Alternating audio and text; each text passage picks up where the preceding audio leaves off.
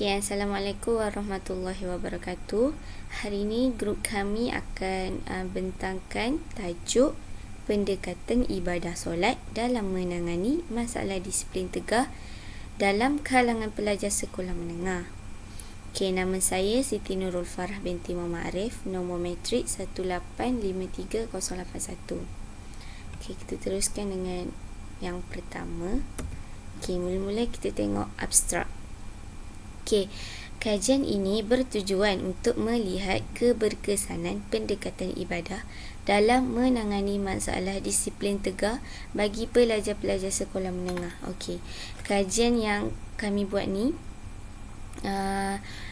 untuk melihat berkesannya pendekatan ibadah.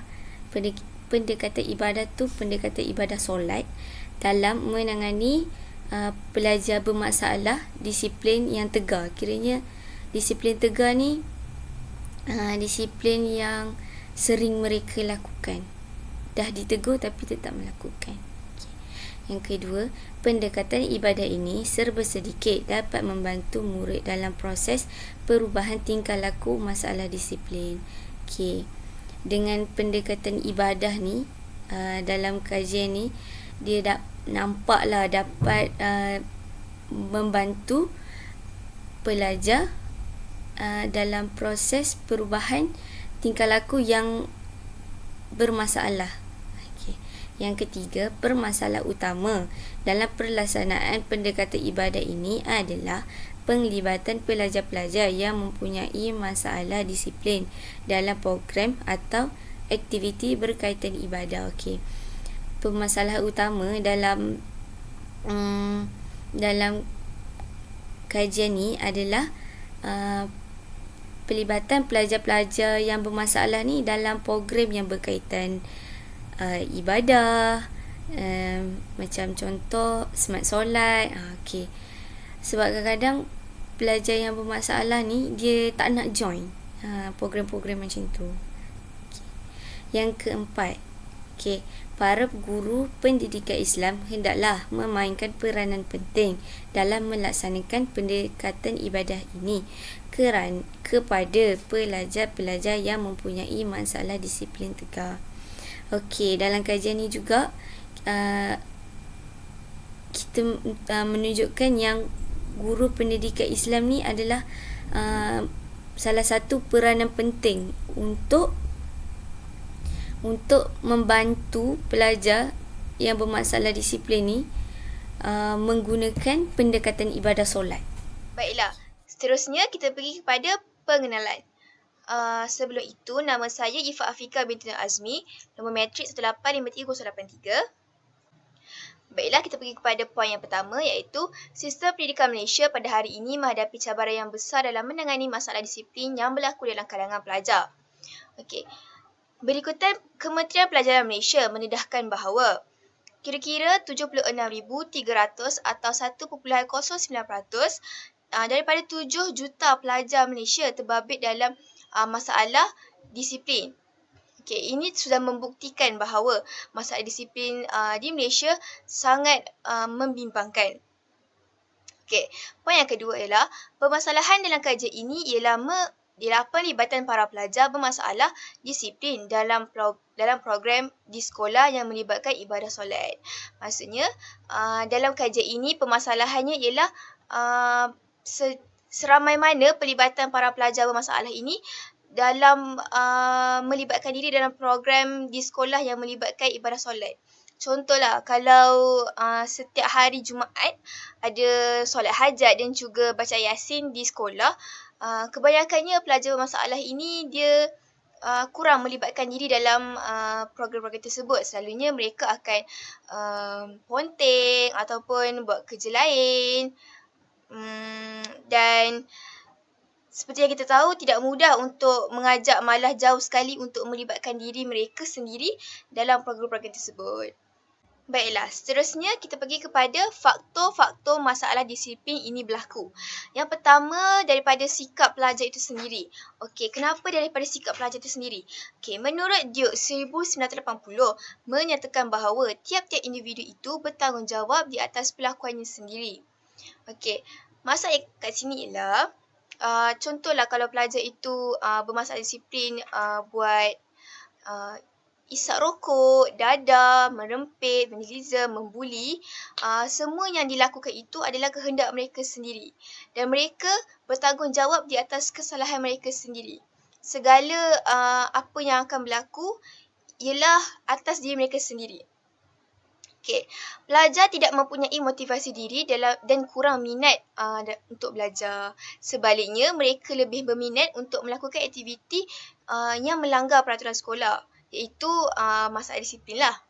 Okay. Faktor yang kedua ialah ibu bapa. Ibu bapa tidak mengamalkan nilai-nilai agama dan tidak memantau aktiviti anak. Okay. Jika di rumah ibu bapa tidak menunaikan solat, malah jauh sekali untuk mengajak anak-anak untuk solat berjemaah, ini akan menyebabkan anak-anak itu kurang didikan agama. Dan seterusnya, kalau ibu bapa tidak solat, mungkin ibu bapa tu kurang dalam pemantauan dia dalam aktiviti anak-anak. Maksudnya ibu bapa tak kisah pun tentang anak. Marzella 2012 berkata di antara faktor berlakunya salah laku dalam kalangan pelajar adalah kurangnya amalan, kerohanian dan penghayatan agama dalam diri mereka. Jika ibu bapa yang tidak mengasuh dan memupuk penghayatan agama dalam diri mereka, siapa lagi yang akan memupuk, betul tak? Okey, poin yang ketiga ialah pihak sekolah. Peraturan di sekolah yang terlalu ketat dan sifat para guru yang terlalu suka menghukum. Gregg 1970 berpendapat bahawa persekitaran sekolah yang ketat kawalannya akan menimbulkan keadaan tidak berdisiplin kerana murid-murid akan menentang dalam pelbagai-bagai kelakuan buruk seperti tidak menghormati guru, melawan kata guru, tak dengar nasihat guru, sebab pelajar akan lebih memberontak daripada mendengar nasihat guru. Kita pergi kepada poin seterusnya, iaitu pelbagai kaedah digunakan seperti penggunaan kaedah pemantapan rohani dan dengan menggunakan pendekatan ibadah dalam pembentukan model insan yang cemerlang. Menurut Hassan 2018, untuk membina pelajar yang cemerlang dari sudut tingkah laku adalah dengan melaksanakan ibadah-ibadah khusus, terutamanya solat 5 waktu. Jika pelajar itu sendiri menjaga solatnya, tidak meninggalkan solat, solat dalam keadaan yang menunaikan solat mengikut waktunya, jadi insya-Allah lah pelakuan tindakan tingkah laku pelajar itu akan membentuk model insan yang cemerlang. Okay, oleh itu, penulis ini akan membincangkan sejauh mana keberkesanan pendekatan ibadah solat dalam menangani masalah disiplin tegak dalam kalangan pelajar sekolah menengah. Okey, seterusnya ialah kajian literatur. Nama saya Nur Nazahah binti Mamat, nombor matrik 1853087. Okey, kajian literatur ni membincangkan tentang definisi bagi setiap kata kunci yang telah kami letakkan pada ekstrak. Okey. Yang pertama ialah definisi masalah disiplin tegar. Okey. Masalah disiplin tegar adalah masalah berat yang sering berlaku di kalangan pelajar. Sekiranya sesuatu tingkah laku tidak berdisiplin dilakukan pelajar secara berulang kali, walaupun sudah dinasihati, dikaunseling, pelajar itu menghadapi masalah disiplin tegar. Okey, masalah disiplin tegar ni adalah isu untuk kertas ilmiah kami. So, masalah disiplin tegar ni masalah yang sering dilakukan oleh pelajar, tak kira sekolah menengah, sekolah rendah. So, masalah disiplin tegar ni memang satu isu yang besar di dalam bidang pendidikan. Okey, seterusnya, peranan guru pendidikan Islam, kepribadian dan amalan pengajar guru mempunyai pengaruh yang besar kepada minda dan jiwa pelajar. Murid akan lebih kuat terpengaruh dengan sikap dan penampilan guru berbanding dengan orang lain. Oleh itu, guru sewajarnya memperbaiki diri terlebih dahulu sebelum memperbaiki anak muridnya.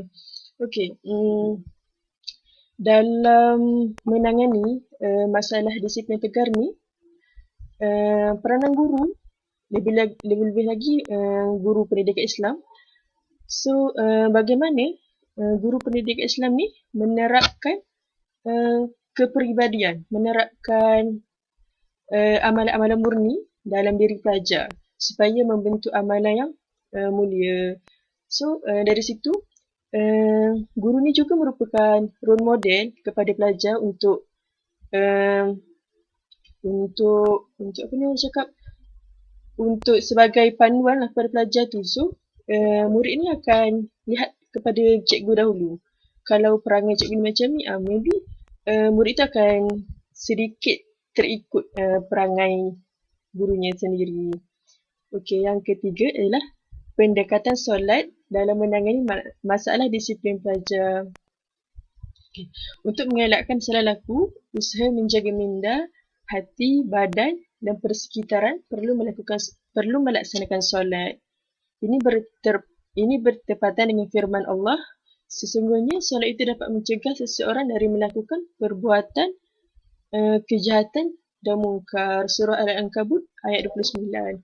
So, pendekatan solat dalam diri pelajar ni amat penting bagi membendung perkara seperti masalah disiplin tegar yang berlaku. Pendekatan solat ni salah satu punca utama lah.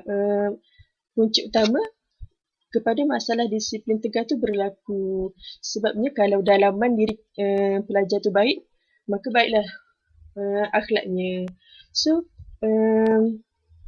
pendekatan solat ni juga kalau dalam bidang pendidikan lebih kepada guru pendidikan Islam lah, macam buat kem amali solat, kem melalui program JECOF.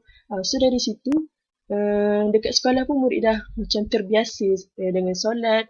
So maybe dari situ pelajar ni akan dapat memperbaiki akhlak masing-masing.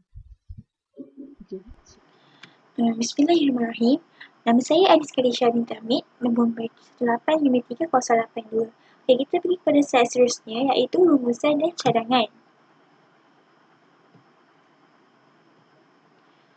Okey, rumusan daripada kertas ilmiah kami ialah pendekatan ibadah solat merupakan sumber yang terpenting bagi membentuk akhlak seseorang Muslim. Okey, dengan ibadah solat ni, jika kita amalkan, jika kita amalkan, maksudnya cukuplah sehari tu 5 waktu kita solat, insya-Allah lama-lama hati kita yang hitam, hati kita yang kotor, yang sentiasa ingin melakukan perkara-perkara yang mungkar, melanggar disiplin dan sebagainya, insya-Allah lama-lama ia akan menjadi bersih dan sekaligus mengubah kita punya akhlak daripada negatif kepada yang positif. Okey, ibadah solat juga dapat mengajar pelajar untuk lebih berdisiplin kerana amat sukar untuk mencapai solat yang sempurna. Okey, untuk nak capai solat yang sempurna, maksudnya solat yang diterima oleh Allah, memang sukar. Tak kisahlah individu tersebut seorang yang baik, seorang yang sering pergi ke masjid, seorang yang sentiasa berzikir, still akan dapat rasakan yang solat dia tu susah untuk nak capai solat yang sempurna. Jadi, jika individu yang sering melanggar disiplin sekolah, sering melakukan perkara yang mungkar, bila dia rasa dia nak solat dengan khusyuk, nak capaikan khusyuk tu yang susah. Sebab mesti tak kisahlah dalam tempoh satu waktu tu mesti akan mungkin time rukuk dan sujud kita akan fikir pasal duniawi. Kat situ kita dah tak khusyuk. Jadi untuk mencapai solat yang sempurna tu, kita mestilah macam berusaha untuk khusyuk ketika solat. Jadi ia boleh dikaitkan dengan disiplin. Bila dia macam kat situ kita dah nampak usaha dia untuk nak khusyuk kan. Jadi macam sama juga macam disiplin, daripada dia nakal, dia mesti akan ada akan ada usaha dia sendiri untuk ke arah yang lebih baik dan untuk ke arah yang lebih berdisiplin terhadap disiplin sekolah. Okey, cara penyelesaian yang pertama ada dua. Yang pertama, guru pendidikan Islam. Yang kedua, ibu bapa. Yang pertama, kita pergi pada guru pendidikan Islam dulu. Yang pertama, menerapkan pengajaran amali dalam kelas. Okey, guru-guru pendidikan Islam, diorang dah ada silibus diorang sendiri. Jadi diorang akan ajar subjek yang dah diorang punya inilah diorang punya syllabus diorang yang kena ajar tu. Tapi diorang hanya menyampaikan secara teori, amali tu tak ada. Jadi guru pendidikan Islam perlu membuat pengajaran secara amali juga supaya kita tak boleh expect pelajar semua faham, pelajar semua reti buat. Sebagai contoh, ibadah yang senang, solat. Tak semua pelajar dia mahir tentang cara nak solat dengan sempurna, cara nak solat, nak rukuk macam mana, cara nak ambil uduk macam mana. Tak semua pelajar didedahkan dengan perkara sebegitu. Jadi sebagai seorang guru, perlulah kita mengajar secara amali. Yang kedua, melaksanakan kelas tambahan khusus untuk penekanan pembelajaran ibadah. Okey, kelas tambahan khusus ni dia khusus kepada pelajar-pelajar yang ada masalah disiplin tegar, yang masalah disiplin tegar tu maksudnya pelajar yang merempit, yang pengaruh dadah, yang ada masalah disiplin teruk. So dengan kelas tambahan khusus ni, secara tidak kita akan buat kelas, sebagai contoh kelas mengaji, kelas penambahbaikan ibadah solat. Okey, dengan dua kelas tersebut, pelajar daripada tak tahu mengaji menjadi, mungkin mereka boleh khatam Al-Quran. Contoh ibadah solat pula. Contoh dulu pelajar tu dia tak pandai solat. Dia tak tahu macam mana nak solat, macam mana nak rukuk, macam mana nak sujud. Tak tahu pun nama rukuk tu apa, sujud pun tak tahu apa benda. Jadi dengan kelas tambahan tersebut, pelajar dapat tahu cara solat yang betul, cara solat yang sempurna, serta mungkin pelajar yang daripada tak tahu mungkin dia boleh mengamalkannya di rumah atau di rumah. Mungkin juga pelajar-pelajar yang tak solat ni, yang tak pandai solat ni, mungkin mereka tak solat mungkin dari faktor mereka tak pandai mengaji. Jadi dengan adanya kelas mengaji tu juga berfungsi, kelas mengaji tu juga berfungsi sebagai cara mereka untuk solat lah, mendorong mereka untuk solat. Okey, yang kedua, ibu bapa. Yang pertama, menerapkan unsur-unsur keagamaan di rumah. Okey, menerapkan unsur-unsur keagamaan di rumah sebagai contoh, tadarus Al-Quran. Mungkin lepas maghrib, mengaji sama-sama, kita bertadarus, mungkin sehari satu muka surat, ataupun buat bacaan Yasin pada hari Jumaat. Okey, dengan cara itu, adalah unsur-unsur agama dalam rumah. Adalah mungkin anak mereka, daripada situ anak mereka akan rasa suka untuk mendekati agama mereka sendiri, dan hati anak mereka tu terbuka daripada tertutup yang tak suka mengaji, yang tak suka melakukan apa-apa ibadah. Jadi suka. Sebab apa? Ibu bapa sendiri memberikan contoh yang baik di depan anak-anak. Kan majoriti anak-anak ni dia jadikan ibu bapa sebagai role model. Jadi kat situ function lah role model tu. Sebab anak-anak ikut apa yang ibu bapa buat. Okey, yang kedua, mengisi masa lapang dengan penghayatan agama. Okey, sebagai contoh, ibu bapa ajak anak-anak pergi solat berjemaah di masjid, ataupun dengan majlis ilmu, atau pergi apa-apa program yang berkaitan dengan ilmu agama. Tak semestinya ajak mereka ke masjid dengan ceramah semua tu.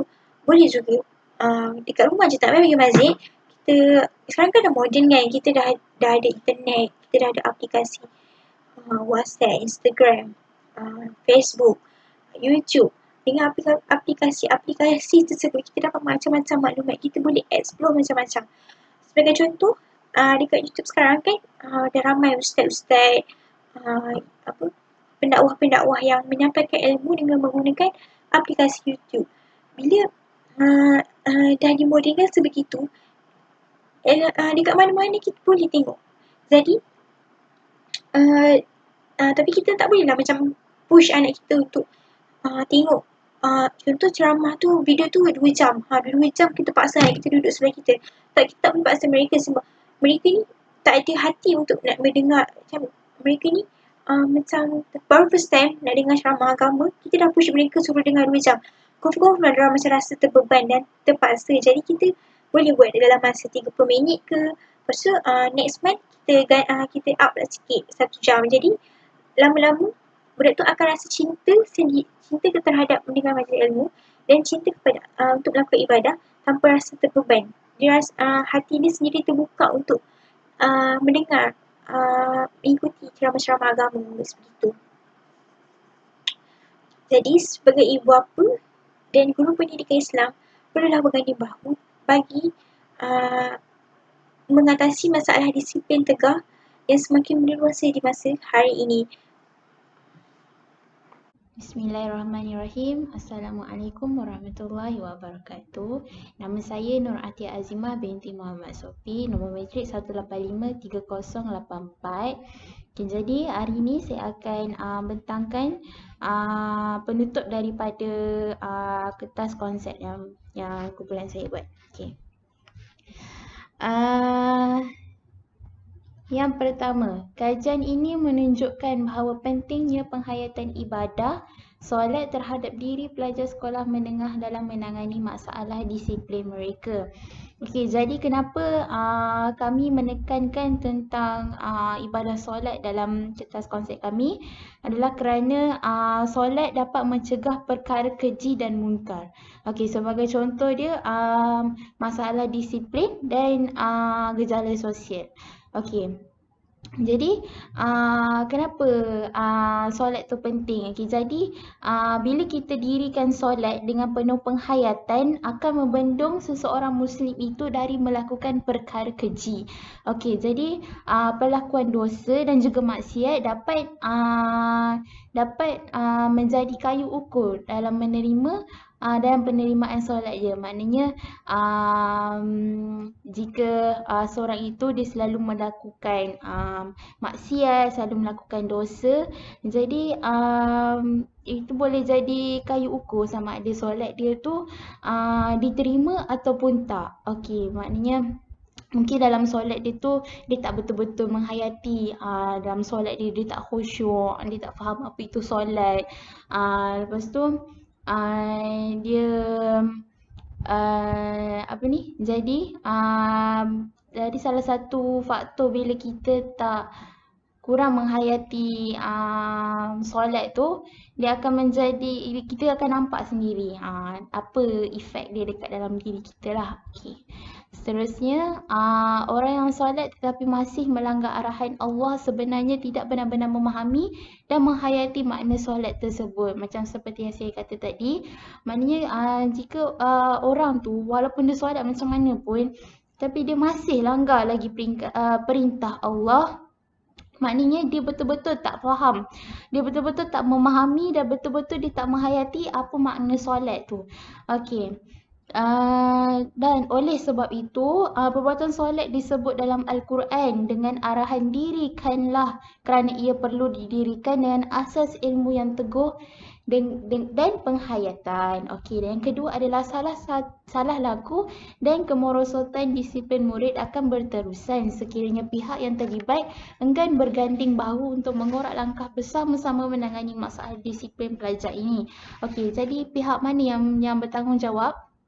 Okey, kat sini pihak yang bertanggungjawab adalah seperti ibu bapa dan juga guru di sekolah, iaitu guru pendidikan Islam. Okey, jadi kenapa pihak-pihak ni yang terlibat untuk menangani masalah gejala sosial ni, sebab apa?